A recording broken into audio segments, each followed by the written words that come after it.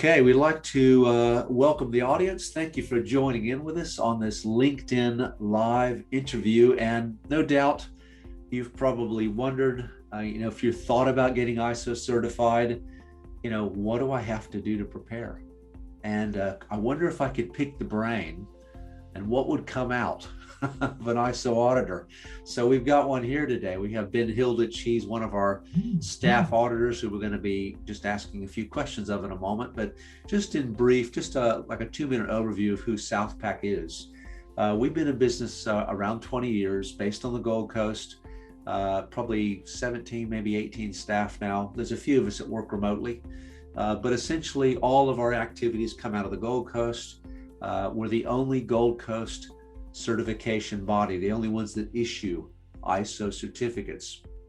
And there are a lot of our competitors that work on a contract model. We have contractors as well, but not many work with actual internal staff auditors, people that work as employees or staff. So we have, I think it's 5 now, including our CEO. So we have quite a different angle on that, and we're just going to tap in and learn a little bit more from Ben Hilditch, our auditor today. So Ben, maybe you could just quickly give us a half a minute or a minute of just a little bit of your background and what you're doing for Southpac now, please.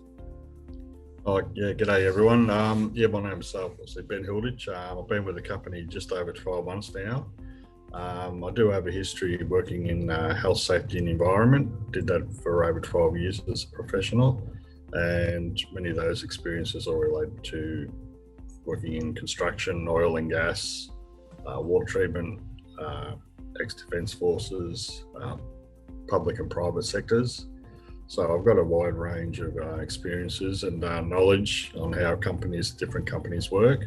And that's where I sort of come in to have that experience and help people get certified, and also offer companies recommendations or advice on how they can maybe make some improvements on their businesses as well. Thanks, Ben. That's great. Well, at least our audience now has just a little bit of inkling on your history, and feel free to throw in things as we go along here too. So it's supposed to be just a natural interview as we go along. Yeah, great. Yeah. So maybe what we'll start with, Ben, this is what I get asked a lot as far as me being out on the business development front. So we'll throw some of these out here. When a client is preparing for the auditor to come, it could be months in advance or it could be weeks or whatever that might be. What is it that the auditor is looking for when they show up? What should this client keep in mind when they're preparing? Basically, have their system in place, or at least 90-95% of it. Not everyone's going to have everything fully in place when the system's first implemented, and we recognise that and work with the client to make sure anything that's sort of missing or any gaps are rectified for the following audit. And basically it's about them having an understanding of the system and what they're hoping to achieve by having the system in place as well, and having an understanding of what the standards are and what the standards are trying to get the company to accomplish to gain the certification as well. Okay, thank you. And so before you ever go in there, are there things that you look at or review before you ever show up on site to these clients? So we do what's called a stage 1 audit, where we have basically a high level overview look at their documentation and the system they have in place, make sure they've got their policies and procedures in place. They've had usually at least one management review meeting on their system, and they've also started doing their internal audits on the system itself. Some companies have had the system in place for 12 months, so we'd expect them to have completed a full suite of their internal audits, but someone who's only just started their system and had it running a couple of months, they might have only had 2 or 3 audits done, or all of them. It just depends on the company, the size of the company, and what their audit have to do to complete internal audits on their system. So that's what we do. We have a bit of a chat. Any gaps that we identify, we list them as deficiencies, not non-conformances, and then we give the company an opportunity to rectify those things before we set a date to come back for the stage 2, which is the main part of the audit, where we'll actually come to the client's premises, building, visit them on site, whatever's required, and do the full audit, go through all the documentation, all the paperwork, look for all the evidence. And then obviously there may still be some gaps that we identify there, but then we'll go and we'll also work with the client on whether they're observations or minor non-conformances or major non-conformances. But we'll discuss that with them, take them on the journey, and keep them abreast of what we're finding and what any areas of concern that we have. Okay, Ben, I've got a question for you. So let's say that I'm just thinking of a few recent clients that we had where you spent about a week with them. You know, they were businesses of 50, 60, 80 staff. They were doing construction or civil or other things like that. How long did the stage one take? Stage one only usually takes about half a day. We might have a good half hour to an hour discussion with the client and some of the key staff, or them, depending on the size of the company. I'll get them to send me the documentation, or we may do it over Zoom, or I may go to their office, and I'll just type up a brief report of what I'm finding and justify whether they're fully prepared to go to the stage two, or they've got some work to do, or some work to do in between the time, and we might extend the dates out and give them, you know, it could be a couple of weeks, could be a couple of months to get everything completed before we come back for the stage two audit. But we have those discussions face to face. We're honest and open with each other, and help people set up for success, because we wouldn't want to complete a stage two audit just to have the company fail. That would just be a waste of their time and resources. So when we come back for that stage two audit, we're looking to get you certified and pass the audit.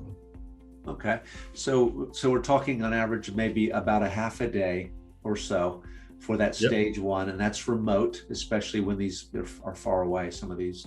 And then in the case of a few of these more recent Rockhampton, just to pick an area, Rockhampton clients, you went up there for the balance of that 5 days. You went up for another 4 or 4.5 days or something. And what did you do during that stage two, that what you called a main audit? Like, what did you do in those 4 days with the people?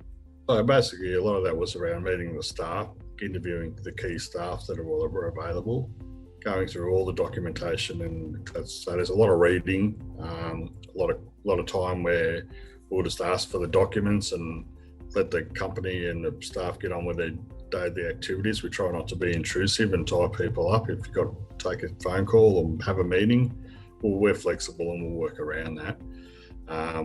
And through that, then we go through that meetings, and then if we're looking for any further evidence to justify that, or we're not sure where something is or what the intent is of what they're trying to get at, we'll have those discussions, and we'll try and make sure that the client is trying to meet the intent of the standard. No one should be expected to meet the standard word for word. It helps, but at the same time, we'll try and work the evidence and the documentation in meeting the intent of the standard, so that people don't get too tied up in knots and get frustrated with, you know, having to change all their business, their systems. When what we're about working with you, giving you feedback and updates on how the audit's going, and then obviously looking around and looking at the activities that you undertake, watch people do their jobs, make sure they're completing their pre-start meetings, doing their JSAs, whatever's required for them to do their work safely, depending on what standard you're being certified for. Okay, and as far as diversity of clients, which I know is a question that, you know, was something we talked about it beforehand. So we have clients that are literally office based. They don't leave their office really, and then they probably would love to.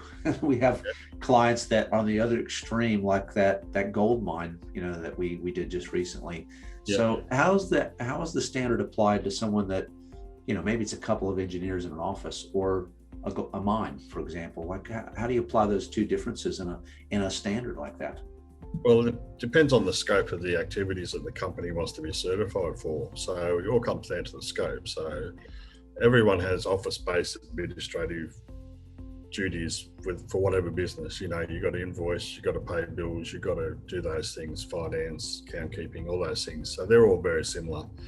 They don't change very much in Australian clients. They use similar software packages to pay their staff, those sort of things. The differences are on the activities. So an office-based company obviously has less risks, and obviously people can be considered to be safer sitting in an office and working out on a site, on a construction site or in a gold mine or doing those sort of activities. So it's the level of risk involved with the activities that difference, and that's where some of my experience comes into being able to judge those levels of risk, make sure that the controls are put in place and that people are working safely and doing their jobs properly. So that's where the variations of the standards come into. But at the same time, if two completely different companies both have an ISO standard and say bid for the same job, then the company that's doing the tendering can compare apples with apples, because both companies still have the same standard and still have the same principles applied to them, regardless of what they do. That's helpful. Thank you, Ben. That's helpful to actually for an education for our listeners. Yeah. Now there's a few acronyms. There's always these acronyms in every industry. So we often hear OFIs, NCs, minors, majors, or maybe other ones as well. What are these things? When are they applied, and how do people address those? What do they mean? Okay, so these come up during the stage 2 of the audit or further surveillance audits that are done every 12 months. So your first one, your OFI, which is your opportunity for improvement. So you might be doing a particular thing a particular way, and we may have industry experience or see other companies do things slightly different, same industries, but do things a little bit different. So we might suggest an opportunity for improvement. We might say, this works, but this, maybe if you change it to this might work better for you. So it is what it is. You can have a look at it, you can act on it, or you can just say, no, we're happy with the way we do things, and it has no effect on your certification or anything like that. The next one is an observation, where in some ways it could, if it's not acted upon, can be raised to a minor non-conformance the following year. But with an observation, you've basically got 12 months to have a look at it, make the changes, make the improvements, fill in whatever sort of gap it is. So it could be a case of you do 9 parts out of a 10 for a meeting.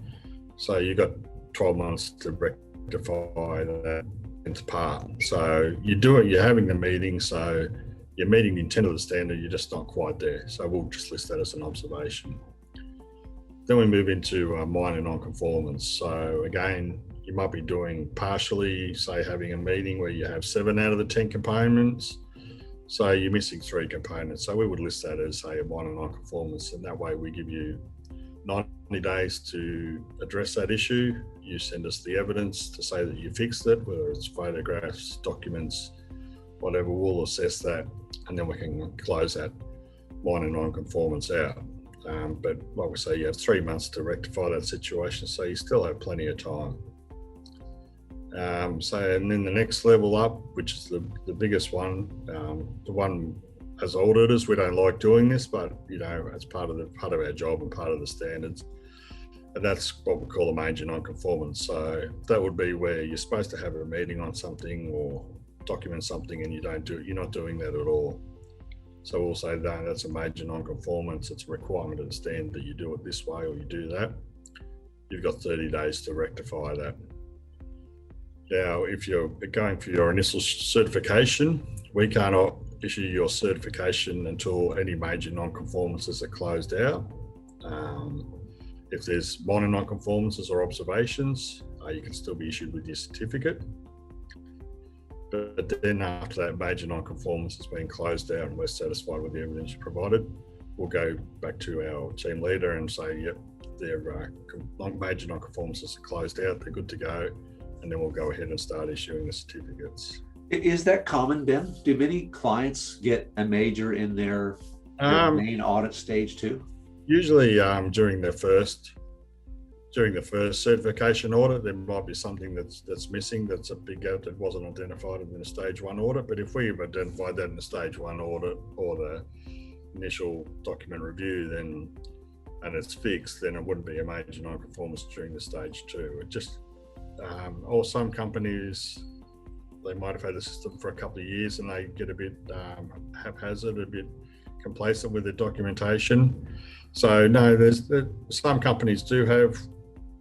Recently, we had a client, we gave about 3 major non-conformances for their initial certification based on safety equipment stuff that we couldn't see till we got onto site and had a review of their safety stuff. But they accepted it, they agreed with it, they knew it wasn't to the right standard. They went ahead, fixed it all up, sent us through the photographs to show us that it was all fixed, and we signed them off, and now they've got their certificate. So we'll work with you. We won't just leave you.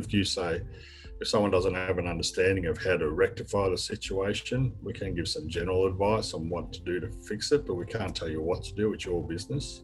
We can't tell you how to run your business as auditors, but we can give you general advice. Or if you can say, are we on the right path? If we did it like this, we'll agree or say, yeah, that sounds good. Give that a go. So we will work with you. That's good, Ben, because I often hear people, they're very concerned, when will I get it? Will it be withheld? What would stop me from getting it? So what you're telling us is that, you're presenting it, and which is nice from your personality even, is how can we, whether it's stage 1 or stage 2, how can the person get it? As long as they're doing things, they're going to get it, but not to be thinking they can't get it. So it sounds like it'd be a pretty major and rare thing where they just can't get their certificates, but it does happen occasionally then. Yeah. And it's not that they won't get them eventually. They've just got to fix those things up. As soon as they're rectified, we move on. Good. No, it's good. Well, at least, and two, it's good for clients to realize that it's just not a matter of paying money and getting ticks. I do have people say to me, can I just get these things? So they don't know how it all works. They've got to be held to a standard, don't they? And then just audit conclusion. So now we've kind of gone around that. You've described that a bit too. So you get to about the end of your stage 2.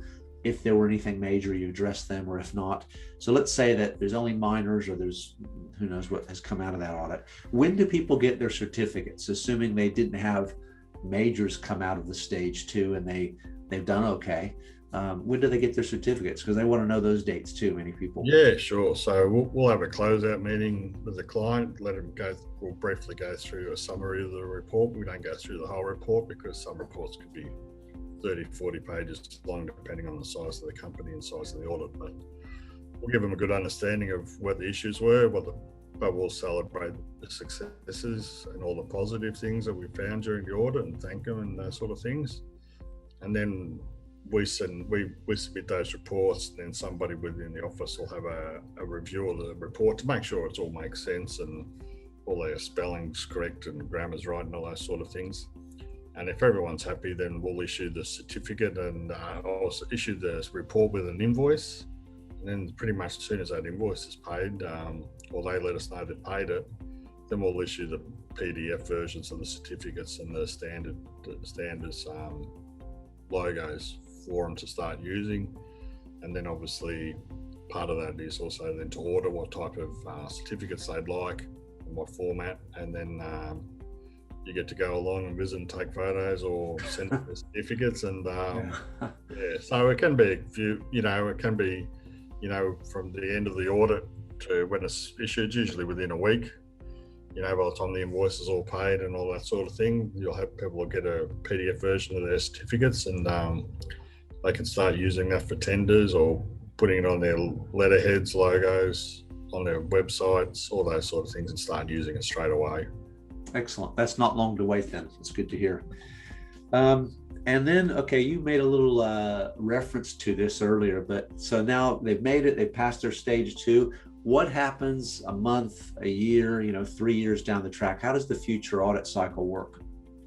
So basically, it's a 3-year cycle. So after we've done the initial certification audit, so then we'll come back in 12 months' time and do what we call a surveillance audit.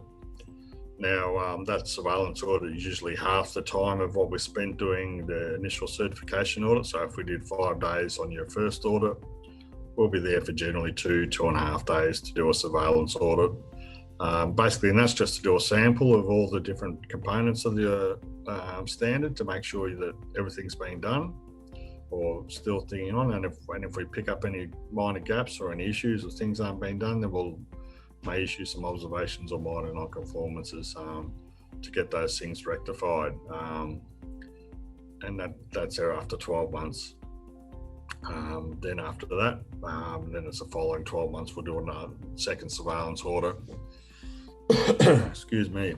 And then by the time that fourth year comes around, you're due for recertification. So then we'll be back there for the full 4 or 5 days again, re-auditing everything from start to finish. We won't go back. We may look at the reports historically from the initial certification, but we don't go back to look for issues that were raised 3 years ago to make sure and re-raise them again.